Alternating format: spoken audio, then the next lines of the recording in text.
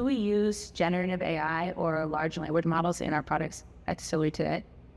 So Dstillery uses machine learning in all its core products. The main example of this is we build models to predict whether or not to serve an ad impression for our clients. And when we do this, we don't require any generation of language because the decisions that you make, whether to serve the ad or not serve the ad, are communicated between information systems talking to people. So we don't typically need the generation of language, but we do need to understand like human browsing behavior.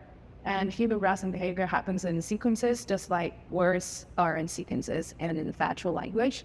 So we have found that it's very powerful to use the same machine learning models that are used in large language models and apply them to sequences of browsing behavior in order to understand like the probability of different browsing patterns within, people's paths around the internet.